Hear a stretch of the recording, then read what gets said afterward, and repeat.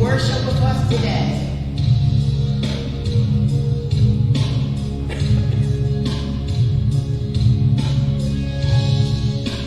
Worthy of every song we could ever sing. Worthy of every praise we could ever bring. Worthy of every prayer we could ever breathe. We live for you. We live for you. Jesus, the name above every other name. Jesus, the only one who could ever save. Worthy of every breath we could ever breathe. We live for you. We live for you. Holy, there is no one like you. There is no one like you.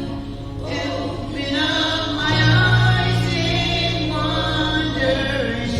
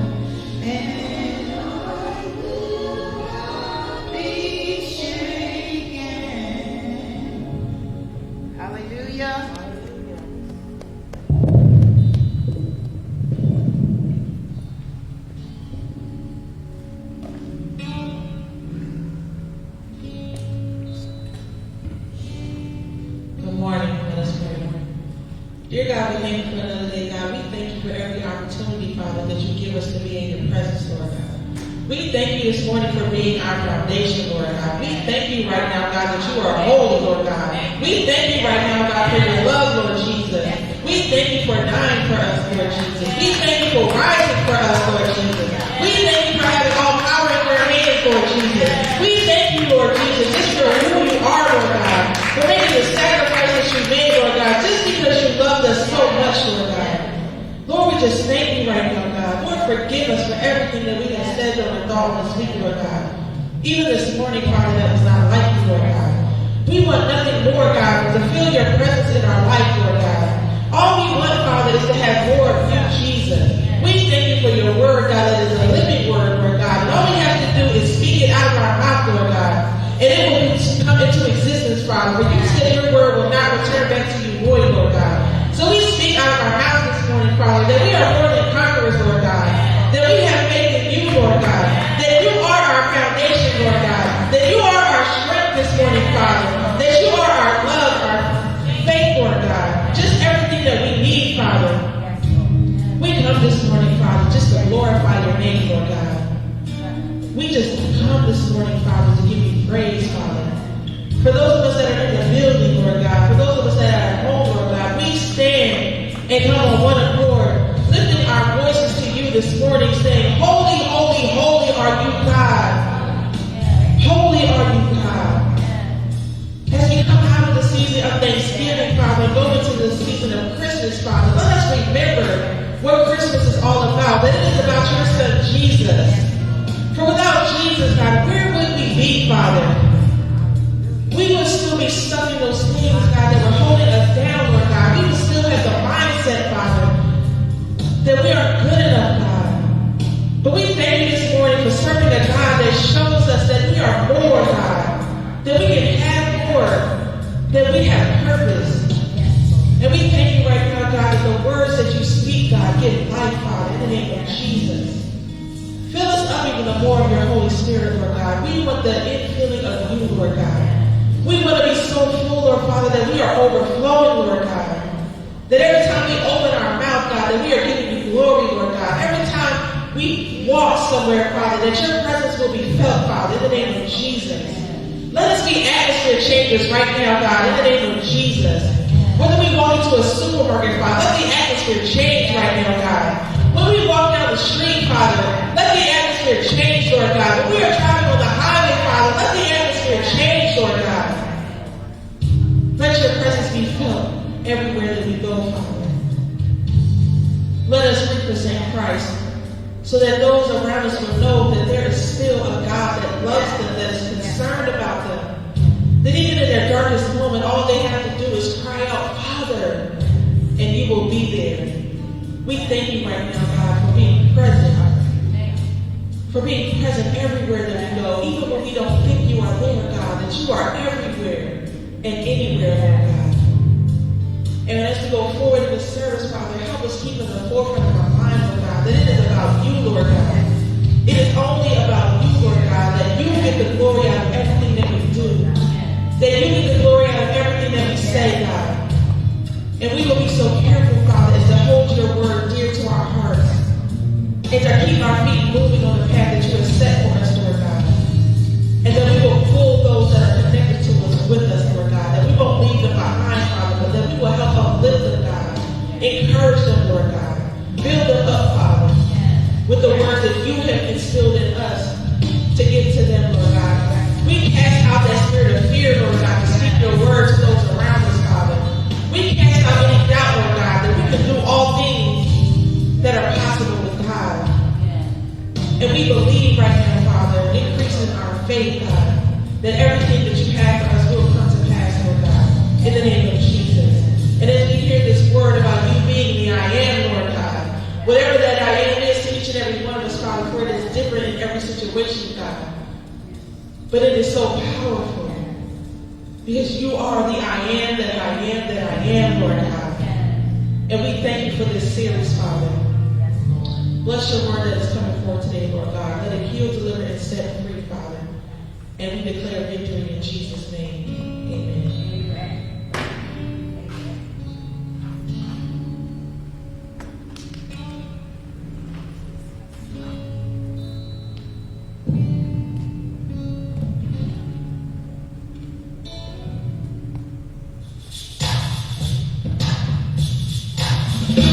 Come on, let's bless the Lord. This morning, He's done great things to us. Magnify the Lord with me. Whom the Son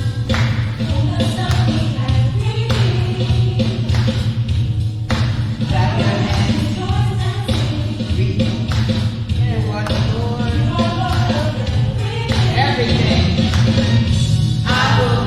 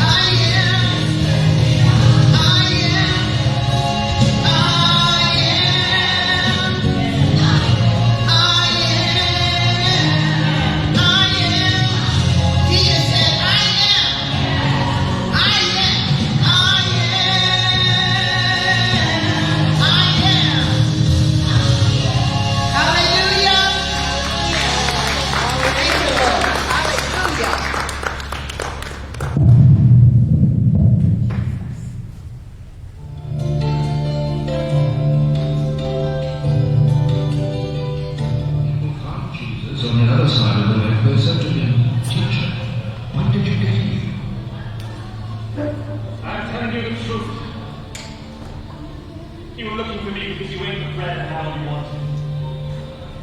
Not because you understood my arrogance. Do not work for food that spoils. Instead, work for the food that lasts for eternal life. This is the food which the Son of Man will give you, because God the Father has put his mark of approval on you. What can we do in order to do what God wants us to do? To believe in what we say. What miracle will you perform so that we may see it and believe you? What will you do?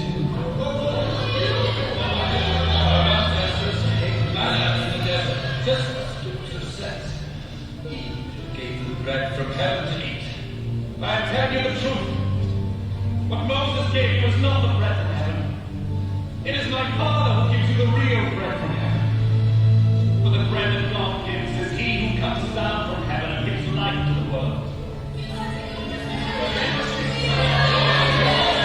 I am the bread of life.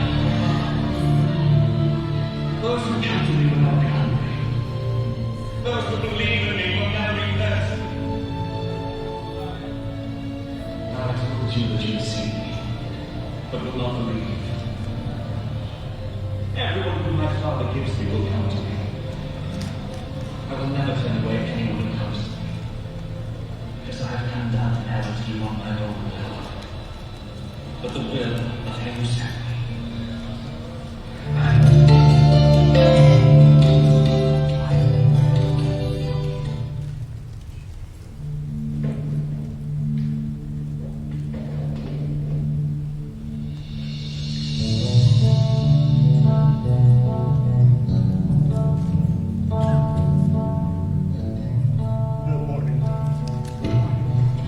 Good morning. Let us go into prayer. Heavenly Father, we come on this morning just to say thank you, just to glorify your name one more time. We thank you for being the I am that we will be discussing on today. And I ask, Heavenly Father, that you will take me out of the way and teach the way that you want your people to be taught on today. Let us learn what it is that you have us to learn on today, so that we too can stand boldly and proclaim that I am and fill in those blanks. I glorify your name right now. I honor you on today, and I praise you. In Jesus' name we pray. Amen.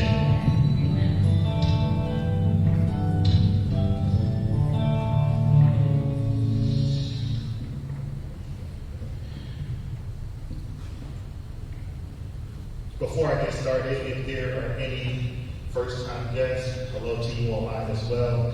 We ask that you will hit the connect. We'll text connect to 513-436-0088. And again, if you have any prayer requests or praise reports, we also ask that you would text those to the same number, 513-436-0088.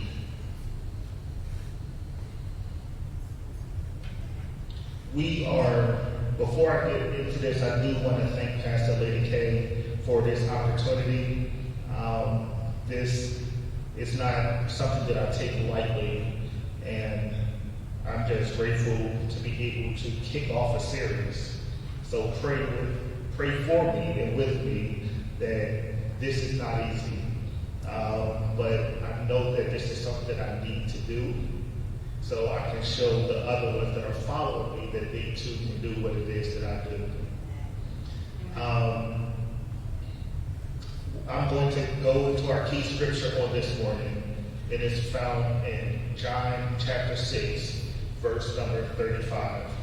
Again, John chapter 6, verse number 35. And I ask that all those that are here, if you could please stand for the reading of God's word. And Jesus said unto them, I am the bread of life. He that cometh to me shall never hunger, and he that believeth on me shall never thirst. Amen. You may be seated. We are starting this series called I Am, and we will deal with the sayings or statements of Jesus. I am actually means that you exist. I in the first person means oneself, and am is also in the first person, which is singular or present tense, means to be. So in essence, you're saying I be, but we don't use I be, so we say I am. And I am is really powerful because it's a declaration that we often use in our everyday life. Here are some statements that we use or would say. I am tired. And when we say I am tired, we sit around wondering, why in the world am I tired today? Or we say I am broke. And then we wonder why our money is not aligning with what it is that we really want to happen. But could we imagine if we just flipped those around and we really started to use those I ams in positive? I am a winner. Yes. I am successful. I am debt-free. I am more than a conqueror.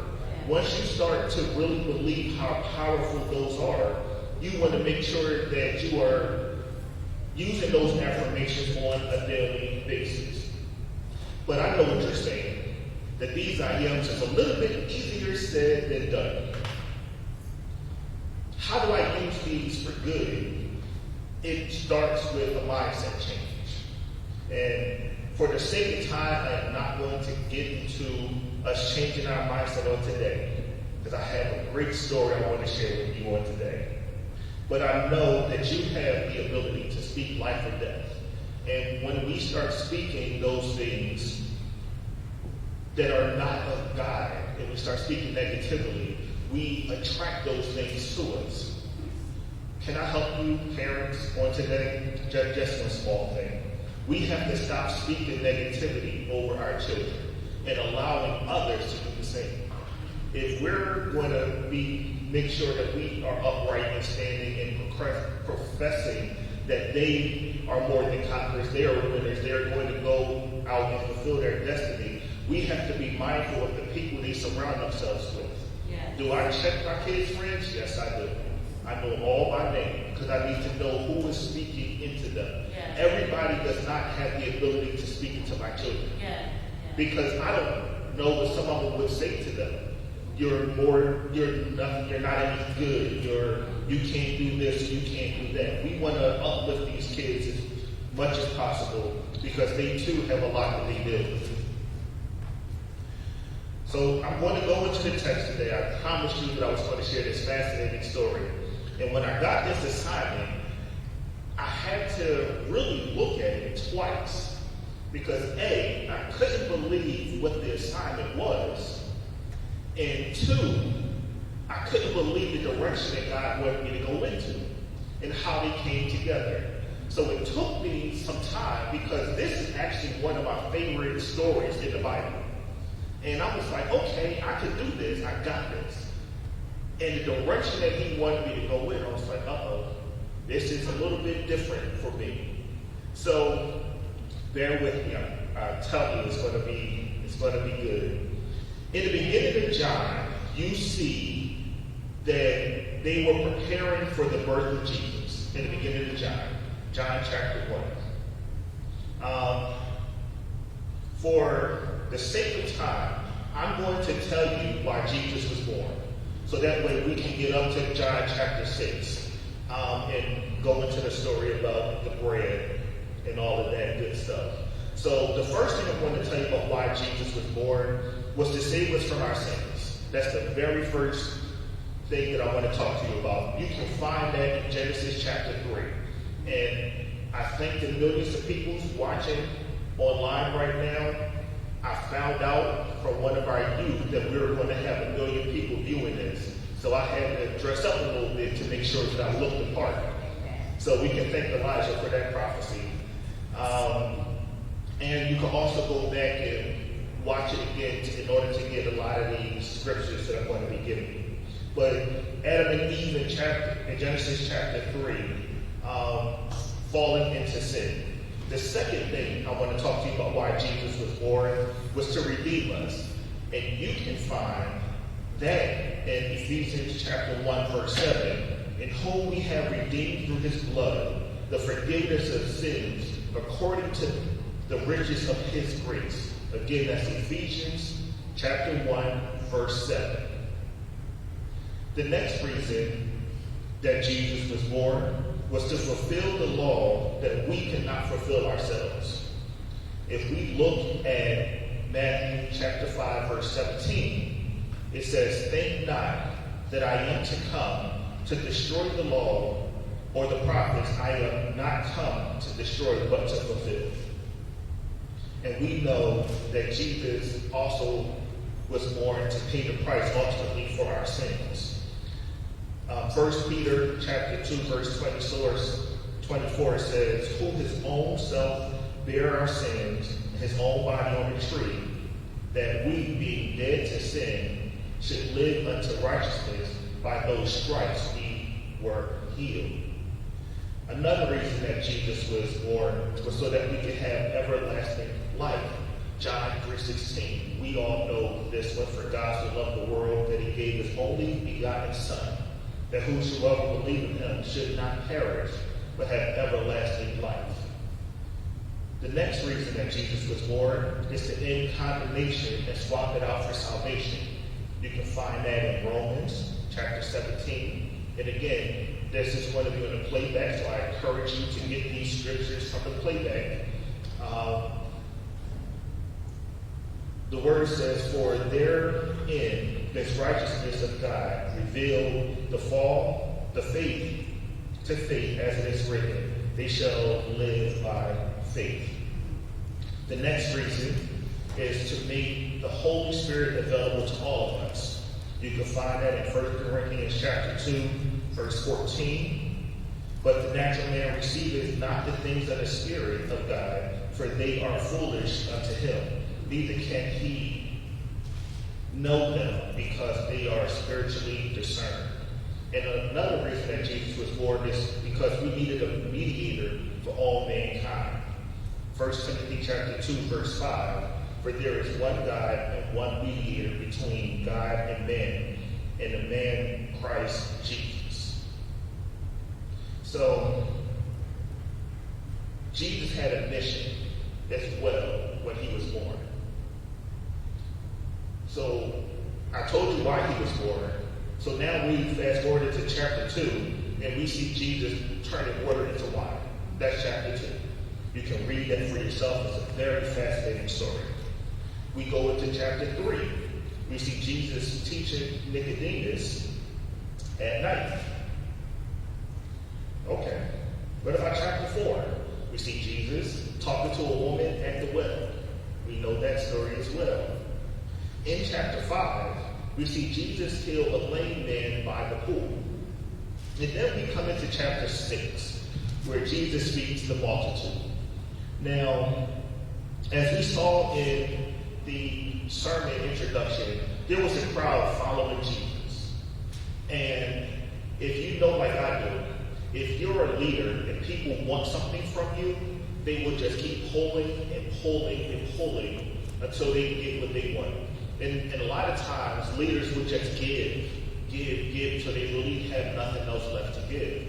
Jesus this time was going around, he was performing all of these miracles, he was doing a lot of great things. And the people saw this. They were not blind or oblivious to it. But what was Jesus also doing? During this time, he was feeding them free food. Do we like the word free? Yes. If I said I had a free bucket of chicken for everybody who attends today, or next week, we would have more people in church for that free bucket of chicken. So what wound up happening was Jesus left, he got on the boat, and they went across the Sea of Galilee. And the people followed him. So wait a minute, you're not going to leave me here, I'm going with you. So he got over there, and his disciples were with him, and they looked out and was like, wow, we're hungry, we're thirsty, where are we going to get food for these people? So Jesus, being who he was, turned to Philip and said, hey, how can we feed all of these people? Why was Philip so important in this story? Philip was actually the one who was from a town close to where they were. He was the one who would know that, hey, if there's some food available, I know where to go get it. And in this story, we see someone that's often forgotten.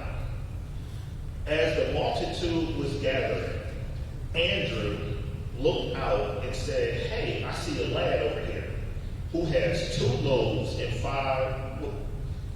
2 fishes and 5 loaves of bread. So Jesus said, okay, let's go. This lad had a choice. Where would we be right now? What would we be discussing if he said, you know what? This is enough for me and my family. I'm not sharing with anybody. What happens if he said, you know what? I'm just afraid. I hear what you want me to do, but I'm not going to do what you've called me to do. I'm just going to go ahead and run. And took his food with him.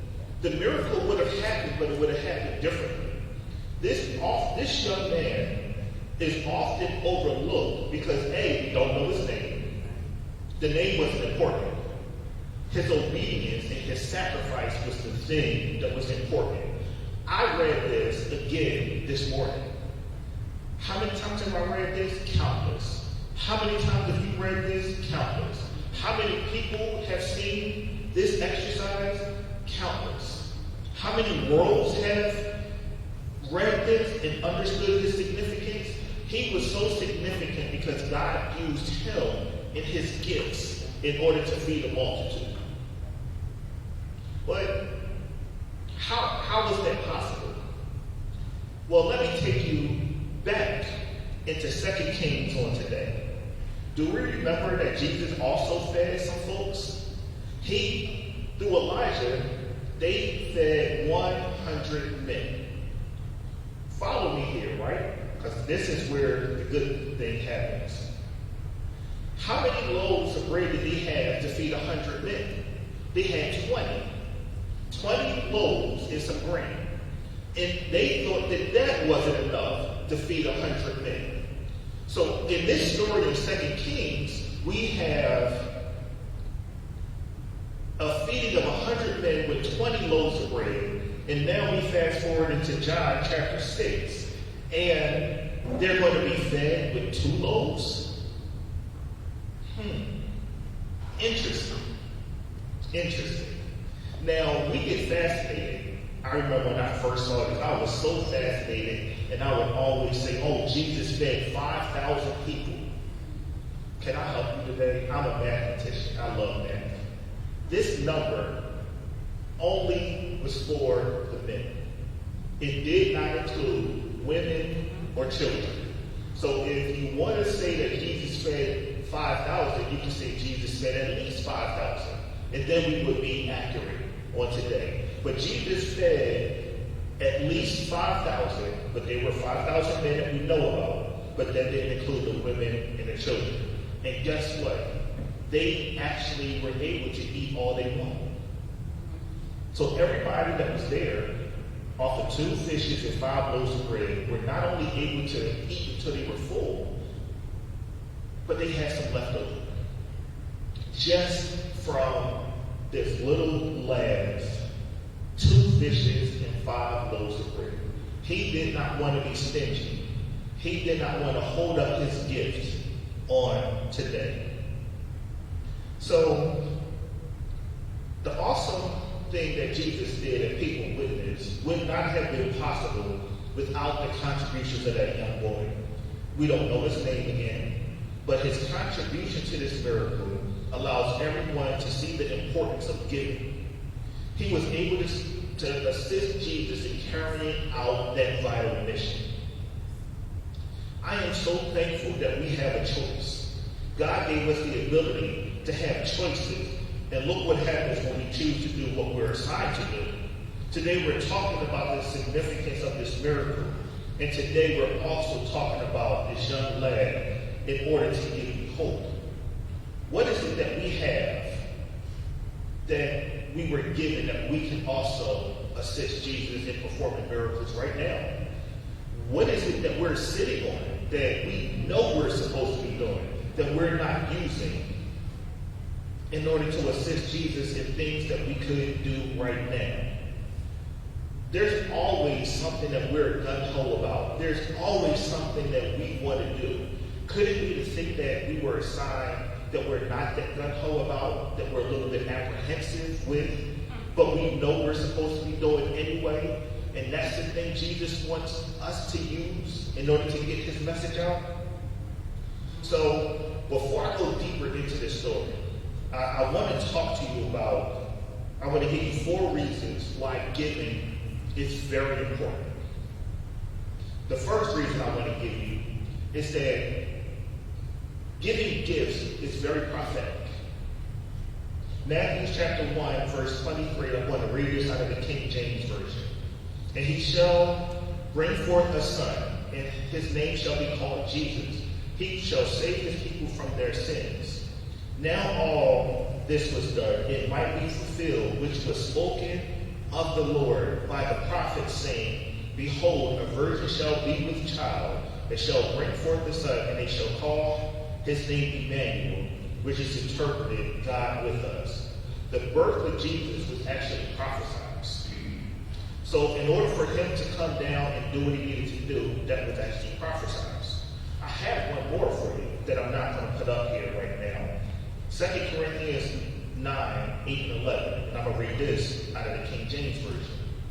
And God is able to bless you abundantly in all things at all times, having all that you need, you will abound in every good work. As it is written, they have freely scattered their gifts to the poor, their righteousness endures forever. Now he who supplies seed to the sower and bread for food will also supply all your increase, your store of seed, and will enlarge the harvest of your righteousness.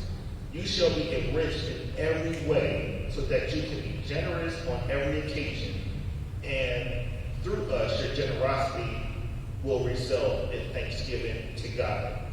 Our gifts that we have should lead folks back to Christ. One of the most commonly said things, and I don't want to get so ahead of myself, but no matter your age, your height, your ethnicity, your social status, everybody has a gift that they can be used. The second thing I want to talk to you about is that giving gifts is providence. We're going to do Romans chapter 8, verse 28. I'm sure we all know this familiar passage. And we know that all things work together for the good of them that love God, to them who are called according to his purpose. When we honor God by giving, he goes to work and provide protective care for us. If we're called to do something, he makes sure that when we leave, our stuff is taken care of. I love providence. If we look at Genesis chapter 50, verse 20 out of the New Living Translation, we see a story about Joseph right here. And Joseph went from being a slave to the king of Egypt. A slave to the king of Egypt. His family sold him into slavery. Talk about protection. So awesome, so amazing. Right now, if you look at the mindset of Joseph, he did not sit there and feel sorry for himself. He did not throw a pity party and ask, why is this happening to me? How did I get here? His mindset was, what shall I do now? Through his steadfast and unwavering faith, he was allowed to go from a slave to the ruler of Egypt. And it reminds me of God saying, I know the plans I have for you. Plans to prosper you and not harm you. And plans to give you hope in the future. Another thing I want to talk to you about, number 3, is that giving gifts allow us to partner with Christ. Matthew chapter 10, verse 40. He that receiveth, he received me. And he that received me, received him that sent me. The partnership is about getting people to understand that there is a God. When we give and we bless folks, the most uttered words is thank you. That thank you is not just thanking you for the gift, it's also thanking God for sending you with the gift. Because a lot of times when you give, or you're pressed upon your heart to give this person $50, that could have been a life or death situation that you don't know anything about.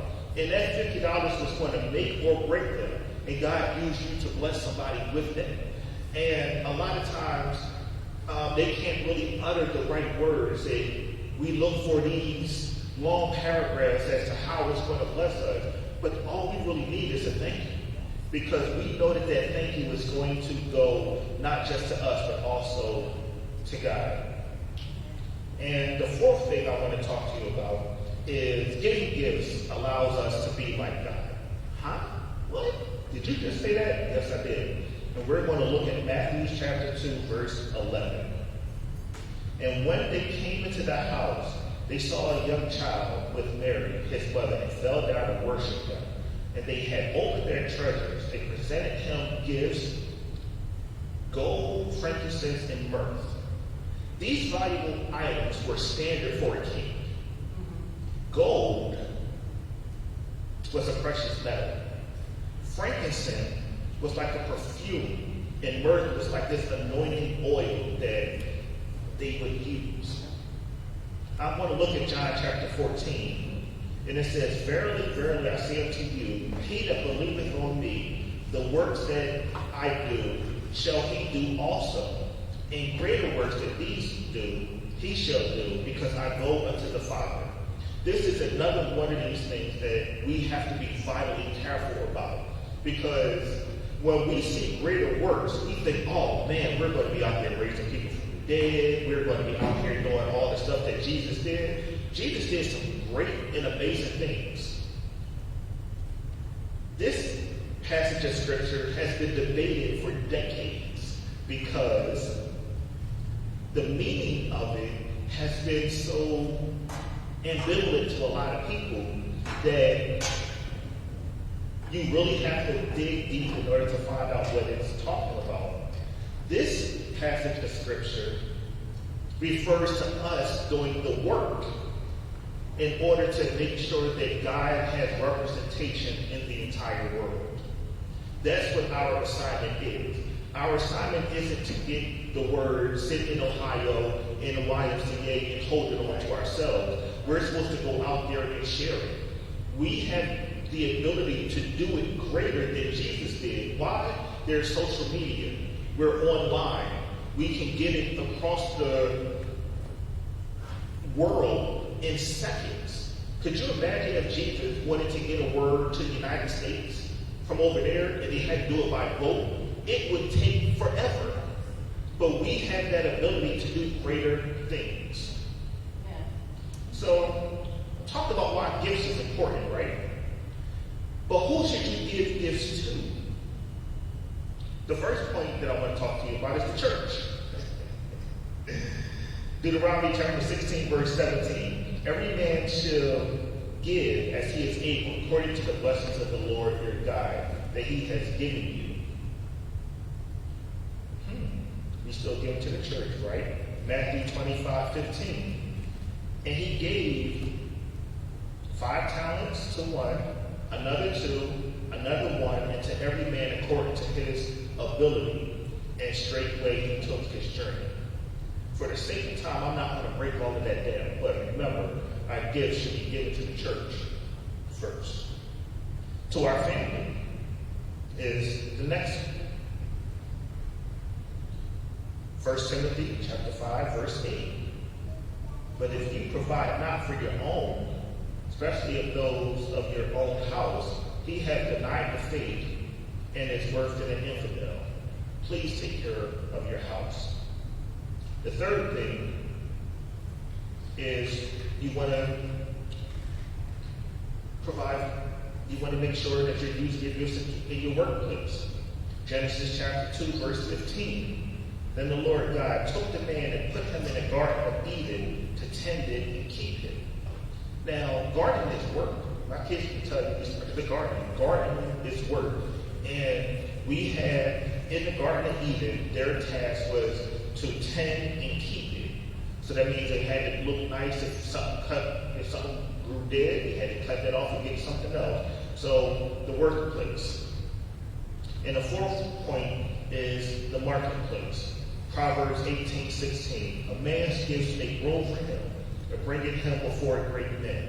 You never know where your gifts will take you or the impact you will have on others. Eyes have not seen nor ears heard, and no mind has imagined what God has prepared for those who love him. Now, I wanted to really go into this young lad on this morning because I thought that was vitally important. I see us in that lab on today. But guess what? That's not the end of the story. Because when Jesus got finished feeding the multitude, he left the game and said, "Oh, I'm done here. Everybody ate. I'm good." And guess what the crowd did? It followed him again.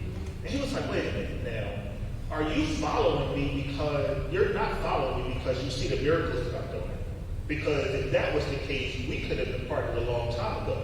You're now only following me because you see and want a free meal, while ignoring all that other stuff that's going to be going on." John chapter 6, verse number 27 says, "Don't be so concerned about perishable things like food. Spend your energy seeking eternal life that the Son of Man can give you. For God the Father has given me the seal of his approval." Do not focus on the natural gift. I know I spent a lot of time talking about gifts because we can identify it's Christmas time. We want to give gifts, right? But we can't focus so much on the natural gift that we forget about the spiritual gift. Today, we ask for true bread. Today, let's ask for the true bread of heaven, which in turn gives us life. "I am the bread of life. Whoever believes in me shall not hunger, and whoever believes in me shall never thirst." We're not talking about physical bread. I love bread. But if you understand the symbolism behind bread, it's symbolic because no matter your status, no matter where you come from, bread was something that everybody ate. It was something that was universal. It was an essential part to every meal. Bread, in this instance, was talking about eternal life. But here's why bread was important, and they used it for this analogy. People ate the bread to satisfy hunger because it sustained them physically. We have the ability to sustain our spiritual life with the right relationship with Christ. I challenge you on this morning, and again, I haven't done this in a while, to use your I ams for good. Let's build up even when you don't even feel like it. I know that some people that's maybe watching this or even in the audience like, "Oh man, today I just don't feel like it." That's where you have to just say, "You know what? I am healed if you don't feel well." Because every day you don't feel well. Why is this sermon so important to me? I wrote this on January 1st, 2013 at 8:45 a.m. Had no idea that on this day, 11/29 of 2020, that I would be standing here using this. This was a declaration that I wrote way back when. But why is it so important? Because it has the words "I am" in here. And I had people from around the globe saying this on a daily basis. What is it? It says, I'm going to read it for you. "I declare that I am what the Word of God says I am. I am not sad, I have joy through Christ and his grace. I declare that I am not weak, I am strong through Christ and his grace. I declare that I'm not poor, I am blessed through Christ and his grace. I declare I'm not sick, I am healed through Christ and his grace. I declare that I'm not bound, I am free through Christ and his grace. I declare that I'm not a loser, I am a winner through Christ and his grace. I declare that I'm not a quitter, I'm a conqueror through Christ and his grace. I declare that I'm not alone, I have a friend through Christ and his grace. And I declare that I'm not an outcast, I am a child of God through Christ and his grace." And I declare that I can do all things. We can do all things through Christ that strengthens me. Back then, I really did not understand the importance of those I ams. I did not understand that when I said I am this, that that's what was following me. Yes. There was often times when I said, oh, I am a smoker, and never smoked. But guess what? Everywhere I went, people around me were smoking. Never understood the correlation. I said, you know what? I'm a drinker. I'm grown now. I can drink, but I never really drunk. Everywhere I went, those people around me were drinking. Why? Because that's what I was calling forth. Imagine what I'm doing right now. I'm professing these same things differently on today because I know how powerful I am is. Yes. You, whatever, if you want to use it for negative things is going to follow you. But I choose to use it for uplifting and positivity on today. My challenge is to find out what you are trusting and believing God for, because this I am is going to bring it to pass. I was praying and declaring that my son is going to go to school debt free. Well, we got an acceptance letter a couple of days ago. I'm sound asleep. He FaceTimes me. Never in a million years would he ever FaceTime me. But this time he's excited. He said, Dad, I just got accepted to school. I said, yeah, we knew that already. He said, no, what you don't know, that it comes with an additional $20,000 scholarship per year. And I was like, oh man, that means you can go to school for free. Because now, that's before your financial aid kicks in. So we had that cushion. But these are the power of speaking I am. When we go into business, I said we were going to go in debt free because I believe that. And you have to keep reminding yourself what it is that you want and the power of these I am statements. Tune in for all of them, because I'm telling you, you're going to be blessed. Yes. Start using the I ams on today. If you've never used it before, substitute it with something that you're looking forward to. I am a millionaire. Just keep repeating it. You will realize that money is going to start coming in ways that you never thought before. Not just, oh, tomorrow I'm going to say I am and then it's here. No, you have to really get it embedded in with you. Because as soon as you start saying I am, it's like I am, and it has no power. Then the more you say it, it gets firmly like, yes, I am. I am a winner. I am the head, I'm not the tail. I am above and not beneath. I am victorious. I am more than a conqueror. And the minute you begin to really emphasize it and feel it, guess who also understands your significance and feeling it? God does too. Because if you're weak with it, you're like, oh, I'm a winner. You're like, do you even believe that? I'm supposed to bless something that you were teeter-tottering with. So on today, I thank you so much for your patience. I took it a circular route today because I wanted to make sure that we saw the importance of this young person in all of us. We have gifts that we can use. And when we start using those gifts and declaring those I ams, our lives are not going to be the same. Thank you again, folks.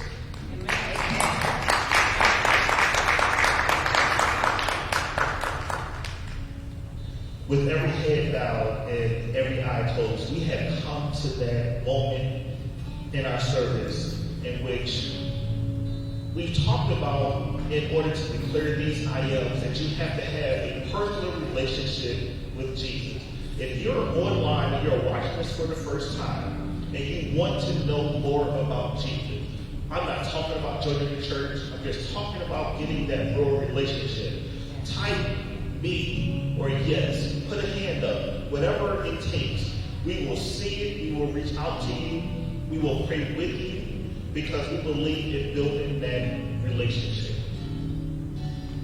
Okay, we're building relationships. You may know Jesus and you know what? I fell off. Life happened and I want to come back. Our arms are always open and you can come back on today. If that's you, just say me online. You can raise your hand in here, and we will make sure that we connect with you. Our third call for this morning is if you want to grow, if you want to go to a growing, Bible-believing, Bible-teaching church, that you would, and you want to connect with us, we have some awesome and amazing pastors, and we will help you to achieve your destiny here at Total Life Church. And if that's you, you can raise your hand online or in here, and again, we will reach out to you. And I also want to ask if there's anyone who just wants prayer this morning. Maybe these I ams is an eye-opening thing. It's something that you may not have used in the past, or you may not know what to ask God for. You may not know how to fill in the sentence. I will be more than happy to pray with you as we go throughout our day on today. And I thank you for your obedience online today. Thank you. Heavenly Father, we come on this morning in the midst of this I Am series. I am asking you, Heavenly Father, to turn down the negativity in these people's lives. They have heard it all year long. And as you turn down the negativity, boost up their boldness on today, Heavenly Father. Show them that the I Am that I am is in their life, and that they too can declare what you have pronounced over their life. Some are going to come out of this saying, I am blessed. Some are going to come out of this saying, I am healed. Some are going to come out of this saying, I am more than a conqueror. But we know that all these things are working together for their good on today. I thank you right now, Heavenly Father, for working out those situations that they don't even know about just yet. I thank you right now for turning it around in their life, that as they begin to declare those I ams over their life, that they will become more bolden every time they go ahead and say it, that they will begin to walk where you want them to walk. They'll be able to use their gifts where you are sending them. We know that the harvest is full, but the laborers are few. So we thank you for those laborers that come on a daily basis, Heavenly Father. We thank you for the people that are coming as a result of this series. And we thank you right now, Heavenly Father, for just being who you are, even in the midst of a pandemic. We know that there is no lack. We know that we are an overcomer. And we thank you for being who you are to each and every one of us. I glorify your name right now for these things being done. In Jesus' name we pray. Amen. And these lines. We have come to that portion of our service where we can give back to God in our tithes and offering. If you're online, you can go to the Total Life Church website, and there is a giving button online. If you're in here, we do have the baskets on either side. We do thank you for the generosity that you have shown to Total Life Church throughout the year. We know that we have a lot of giving people that's associated with us. So just wanted to say thank you publicly as well. Heavenly Father, we come on this morning just to bless the money that you have taken up and that you have put on your people to give on today. We ask that you would just press it down, shake it, and run over to where we can meet the needs of the ministry that you have assigned us to on today. And I just thank you right now. In Jesus' name we pray. Amen.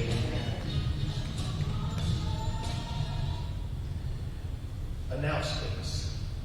Join us on Tuesdays for Bible study from 7 to 8. Pastors have been killing it on this mental health series. It has really, really been a blessing and eye-opening at the same time. Worship team practice is also on Tuesdays at 8 p.m. And on first Sundays, we have our leadership meeting at 6 p.m. on first Sundays of every month. Thursdays, we have minister training from 7 to 8 p.m. Sunday, December 6th, Christmas giving is now until December 6th. So So we still have some time to where you can still get those gifts in, because that is actually next Sunday. So please, let's govern ourselves accordingly to where we can go ahead and be a blessing during our December giving. We want to thank you for tuning in and visiting Total Life Church. This has not been easy, but I had to show my young people that even though it's not easy, if you just trust God, you can get through it.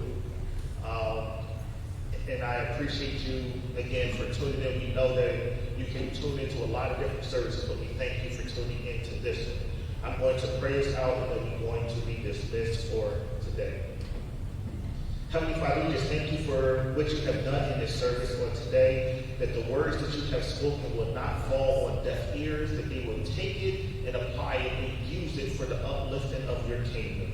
I just ask that you will stir up their gifts, stir up their mindset, stir up their thinking as they go forward through this Christmas season, that we'll remember and keep our mind focused on the true being, which is you.